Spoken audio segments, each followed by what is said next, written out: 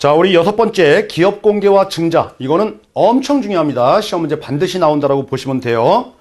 자, 기업 공개라고 하는 것은 여러분들, 기업 공개라고 하는 것은 우리가 회사를 설립을 하게 되면은 모든 우리가 그 주인이 사장님한테 다 있는 거죠. 100%. 자, 이런 부분들을 공개하라는 얘기예요. 지금 뭐냐면은 소유권이 집중된 부분들을 좀 풀어라 라는 거죠. 자, 우리 쉬운 말로 우리가 지분을 분산한다 이렇게 얘기하면 되겠죠.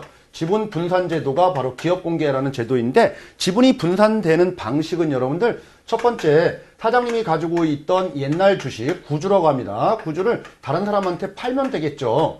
자, 또 하나의 방식은 여러분들 새로운 주식을 찍어서 우리가 다른 사람한테 공개 모집하면 되겠죠. 자, 이런 방식으로 구주라든지 신주 다 가능해요.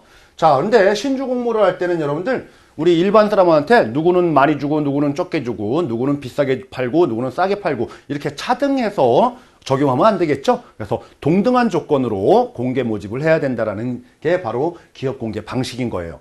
자, 기업 공개가 이루어지면은 여러분들 우리 기업 전체에 뭐 몇 %가 분산됐다 이렇게 얘기하면 되는 거죠. 그래서 기업 공개는 기업 단위로 이루어진다 이렇게 얘기를 하면 되는 거예요.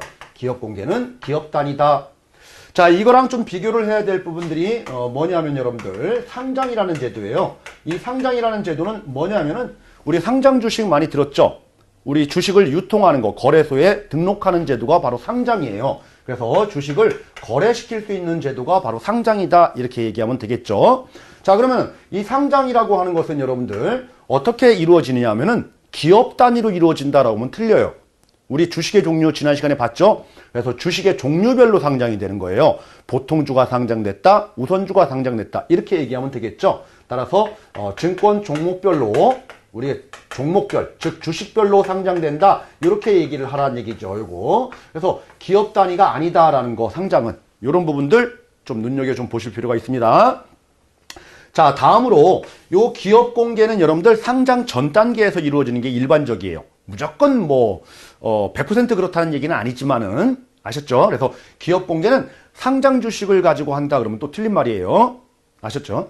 자, 요거랑 좀 구분돼서 또 나오는 것들이 뭐냐면은 우리가 증자라는 겁니다.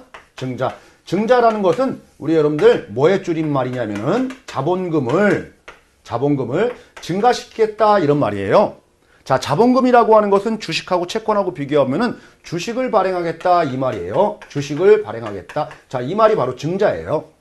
자, 이거랑 이제 반대되는 개념이 여러분들 우리가 감자 이렇게 얘기하면 되겠죠. 주식을 줄이는 거예요. 주식을 줄이는 거, 자본금을 줄이는 거죠. 자, 우리 증자를 하는 방식은 유상증자라는 게 있고요. 유상증자라는 게 있고, 그리고 무상증자라는 게 있다. 이게 두 가지 방식이 있습니다. 자, 일반적인 경우는 유상증자 방식을 취하는 게 맞는데, 우리 회사에서 돈을 많이 벌으면은 배당을 줘야 되는데, 배당을 안 주는 대신에 주식으로 배당해 주는 경우가 있죠. 돈을 안 받고 공짜로 주식을 준다라고 하는 배당이 있어요. 이게 바로 이제 무상증자의 형태에 해당되는 거죠. 그래서 주식 배당이 무상증자의 한 가지의 형태에 해당된다 이렇게 보시면 되는 거예요. 자, 유상증자라고 하는 것은 회사에 실질적으로 돈이 들어오면서 증가되는 거, 자본금이. 이거에 비해서 무상증자는 회사의 실질적인 재산은 증가하지 않지만은 증자니까 자본금은 증가한다라는 사실. 증자라는 부분은 공통점인 거잖아요. 자, 다음 감자라고 하는 것은 여러분들 회사가 너무 누적돼 있는 손실이 많아요. 이런 부분들을 처리하려고, 없애려고 주식을 줄이는 거예요. 그래서 기존 주주에게 주식을 받아가지고 주식을 소각시키는 거. 이게 바로 감자다. 이렇게 보시면 되겠네요. 자, 우리 유상증자의 방식은 여러분들 여러 가지가 있습니다. 여러 가지가 있는데, 자, 첫 번째, 우리 기존 주주에게 그대로 배정해주는 방식을 우리는 주주 배정이다. 이렇게 얘기해요. 자, 이게 가장 일반적인 경우예요. 자, 두 번째는 뭐냐면은 기존 주주에게 배정해주는 건 맞아요. 그런데 우선적으로 배정해주고, 자, 기존 주주가 만약에 안 사겠다라고 하면은 유상이니까 안 사겠다라고 하면은 공개 모집하는 거. 즉, 뭐예요? 우선은 주주지만은 차선책으로 일반 사람한테도 공개 모집하는 거. 이게 바로 주주 우선 공모라고 하는 거예요. 자, 이렇게 했음에도 불구하고 만약에 실권주가 나왔다. 즉, 못 팔린 주식이 나왔다. 라고 하면은 이 실권주에 대해서는 누가 처리하는 거냐면은 이사회에서 처리하는 거예요. 이사회에서. 자, 요 부분은 똑같은데, 자, 어디까지냐라는 거죠. 요건 1단계로 끝나는 거고, 요건 1단계, 2단계까지 가는 거. 이게 바로 주주 우선 공모다라는 거죠. 요거 좀 차이점이 있습니다. 자, 세 번째는 뭐냐면은 여러분들, 제3자 배정이라는 게 있어요. 제3자 배정.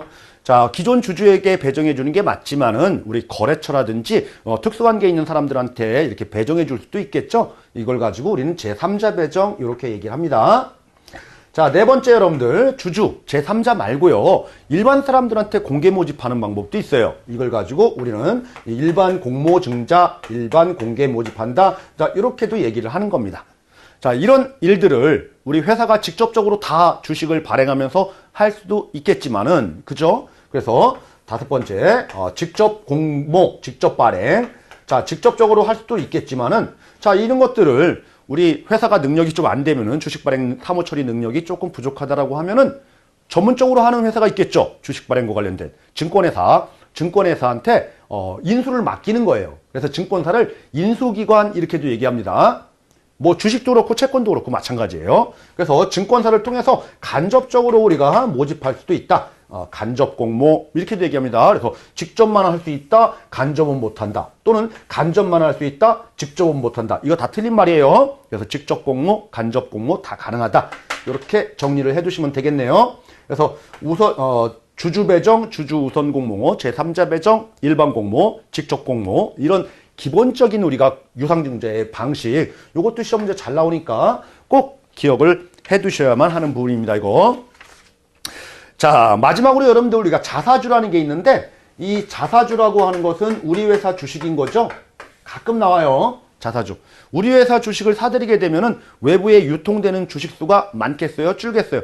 줄겠죠? 그러면은 우리 회사의 가치가 떨어지는 건 아니에요. 그렇다고. 근데 주식 수가 줄다 보니까 한 주당 가치는 높아지겠죠? 그래서 자사주를 매입하면은 어떤 효과가 발생하냐면은 한 주당 가치가 이렇게 높아지는 효과가 있어요. 그래서 우리 회사 주식을 주가를 높이려고 자사주를 자꾸 사들이면 안 되겠죠. 그래서 자사주 매입과 관련된 부분들은 이거 엄격하게 제한을 하고 있다라는 거예요. 엄격하게 제한하고 있다. 이게 제한이 없다 이러면 또 틀린 말입니다.